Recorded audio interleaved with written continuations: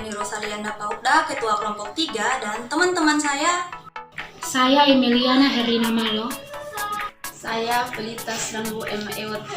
Saya Angelika Giotepulus. Nama saya Yamita Hetukas. Nama saya Sri Ratna Maramba Awan. Nama saya Asnania Rambueja. Nama saya Simpike Rambukuba. Nama saya Putri Siwanding. Pada video kali ini, kami akan membahas tentang transport elektron dan fosforilasi oksidatif. Selamat menonton! Setiap makhluk hidup melakukan proses metabolisme untuk membentuk energi yang dibutuhkan oleh tubuh.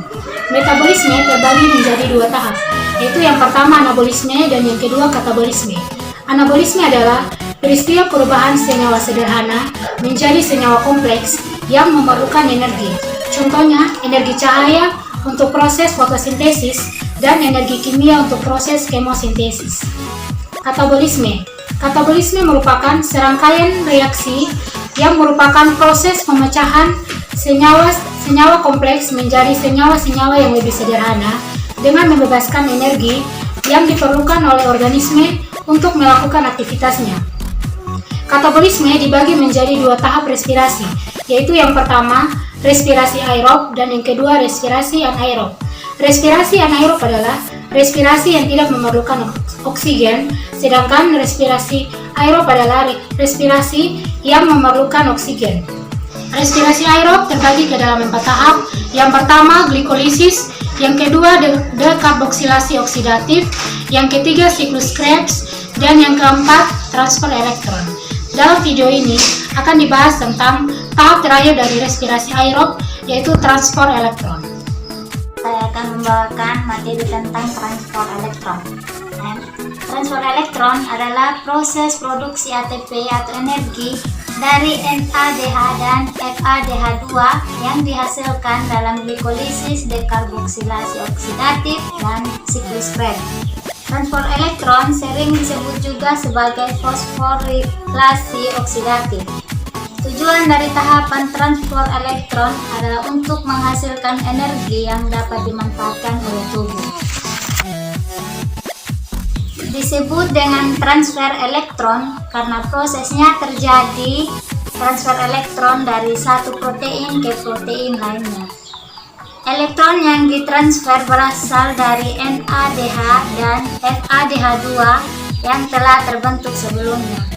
Elektron akan ditransfer dari tingkat energi tinggi menuju tingkat energi yang lebih rendah, sehingga akan melepaskan energi yang akan digunakan untuk membentuk ATP. Saya akan melanjutkan menjelaskan gambar tempat terjadinya transfer elektron. Tempat terjadinya transfer elektron itu di organel mitokondria. Struktur dari mitokondria itu ada membran luar, membran dalam, dan matriks mitokondria. Transfer elektron itu terjadi di membran dalam, yaitu krista. Jika membran dalam diperbesar, maka akan terlihat seperti gambar berikut. Ada kepala, tersusun atas fosfat, ada ekor, tersusun atas lipid. Struktur lengkapnya fosfolipid bilayer. Karena tersusun dari dua lapisan, ada kompleks protein 1, kompleks protein 2, kompleks protein 3, dan kompleks protein 4. Ada koenzim Q, sitokrom C, dan enzim ATP sintase. Saya akan melanjutkan tentang ciri-ciri transfer elektron.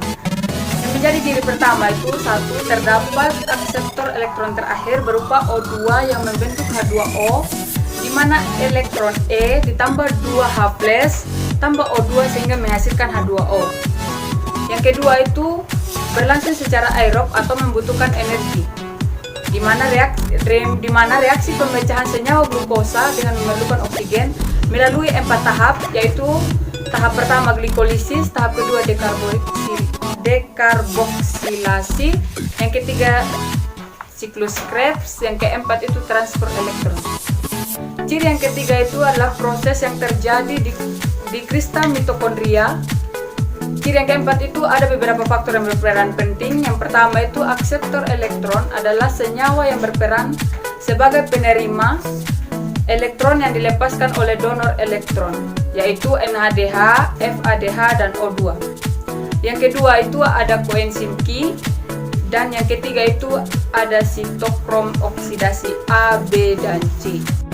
Jadi baik, saya akan menjelaskan tentang ciri-ciri transport elektron yang kelima. Terjadi perombakan NADH dan FADH2 menjadi ATP dengan satu NADH dirombak menjadi 3 ATP dan satu FADH2 dirombak menjadi 2 ATP. Yang keenam, menghasilkan 34 molekul ATP yang diperoleh dari perombakan 2 NADH dari glikolisis menjadi 6 ATP. 2 NADH dari dekarboksilasi oksidatif menjadi 6 ATP. 6 NADH dari siklus Krebs menjadi 18 ATP dan 2 FADH2 dari siklus Krebs menjadi 4 ATP. Jadi jumlah keseluruhan molekul ATP adalah 34. Oke teman-teman, seperti yang sudah kalian ketahui bahwa transport elektron adalah proses transfer NADH dan FADH2 menjadi energi atau ATP.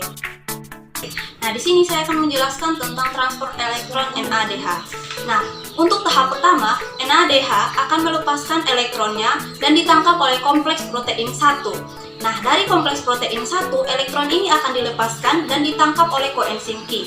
Pada saat elektron ini meninggalkan kompleks protein 1, di situ terjadi pelepasan satu ion hidrogen menuju ruang antar membran. Dari koenzim Q, elektron kemudian akan dilepaskan lagi dan ditangkap oleh kompleks protein 3. Nah, dari kompleks protein 3 akan dilepaskan lagi dan elektron itu akan ditangkap oleh sitokrom C. Nah, pada saat elektron meninggalkan kompleks protein 3, di situ terjadi lagi pelepasan satu ion hidrogen menuju ruang antar membran. Dari sitokrom C, elektron ini akan dilepaskan lagi dan ditangkap oleh kompleks protein 4. Nah, dari kompleks protein 4, elektron kemudian akan dilepaskan lagi ke aseptor terakhir, yaitu oksigen. Ketika elektron ini meninggalkan kompleks protein 4, terjadi lagi pelepasan satu ion hidrogen menuju ruang antar membran. Nah, elektron yang tadi ditangkap oleh oksigen akan bereaksi dengan 2 hidrogen dan membentuk H2O. Jadi teman-teman, ada 3 ion hidrogen yang dilepaskan menuju ruang antara membran. Nah, 3 ion hidrogen ini kemudian akan masuk melalui enzim ATP sintase menuju matriks mitokondria. Pada saat ion hidrogen ini masuk pada enzim ATP sintase, di situ terjadi perubahan ion hidrogen menjadi ATP. Satu ion hidrogen akan membentuk 1 ATP. Nah, karena ada 3 ion hidrogen yang masuk melalui enzim ATP sintase, maka akan terbentuk 3 ATP. Jadi kesimpulannya, proses transport elektron NADH akan membentuk 3 ATP. Baiklah teman-teman, saya akan menjelaskan tentang transport elektron untuk FADH2. Nah, pada proses yang pertama yaitu molekul FADH2 akan melepaskan elektronnya dan ditangkap kompleks protein 2, kemudian berpindah menuju koenzim Q. Namun pada tahap ini tidak menyebabkan dikeluarkannya hidrogen. Nah, jika pada proses-proses yang sebelum-sebelumnya dikeluarkan hidrogen, namun pada molekul FADH2 pada transport elektron untuk FADH2 itu tidak dikeluarkan hidrogen. Nah, selanjutnya elektron akan meninggalkan koenzim Q dan menuju kompleks protein 3, sitokrom C dan kompleks protein 4. Untuk proses yang selanjutnya, saat elektron melewati kompleks protein 3 dan 4, masing-masing menyebabkan dikeluarkannya molekul hidrogen. Nah, jika tadi pada proses yang pertama tidak dikeluarkan hidrogen, namun pada proses yang ketiga dikeluarkan molekul ion hidrogen. Jadi hanya 2 ion hidrogen yang dikeluarkan hingga nantinya masuk kembali melalui ATP sintase dan terbentuk 2 ATP. Nah, jika 1 ion hidrogen yang dikeluarkan hingga nanti masuk kembali melalui ATP, makanya akan ada 1 ATP. Namun karena yang masuk terdapat 2 ion hidrogen, maka ketika disintase melalui ATP sintase maka terbentuk 2 ATP. Elektron ini juga akan ditangkap oleh O2 dan O2 ini akan bereaksi lagi dengan 2 ion hidrogen dan akan menghasilkan H2O. Saya akan melanjutkan tentang fosforilasi oksidatif, di mana fosforilasi oksidatif itu merupakan tahapan lanjutan dari metabolisme energi yang terjadi secara aerob. Nah, tahapan ini dilakukan setelah adanya proses glikolisis dan siklus Krebs. Nah, tahapan ini merupakan gabungan antara rantai transport elektron dan proses kimiosis yang akan menghasilkan ATP. Nah, ATP itu adalah proses pembukaan dari kimiosis yang dari enzim ATP dan sintesa rantai transport elektron yang akan berubah menjadi NADH dan FADH. Ini juga akan dikonservasi menjadi gradien yang kemudian itu akan berubah menjadi sumber energi dalam proses kimiosis yang hasilnya itu adalah ATP. Oke, tahapan dari proses fosforilasi oksidatif yaitu yang pertama ada pengiriman elektron dari NADH dan FADH. Keduanya adalah molekul pembawa elektron hasil oksidasi, glikolisis maupun siklus Krebs. Jadi pada rantai transport elektron ini keduanya menyumbangkan elektron ke mekanisme transport elektron dan diubah kembali menjadi NADH+ dan FAD yang akan digunakan untuk proses oksidasi berikutnya. Yang kedua ada transfer elektron. Nah, transfer elektron ini ditransfer sehingga membentuk ATP. Tahap yang ketiga ada pembelahan oksigen membentuk air. Pada tahap air ini fosforilasi oksidatif akan membentuk molekul air.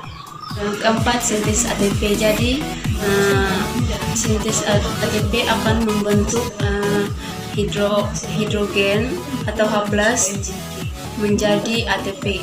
Oke teman-teman, itu dia penjelasan dari kelompok kami. Kami mohon maaf jika ada kesalahan kata ataupun kesalahan penjelasan dari kelompok kami.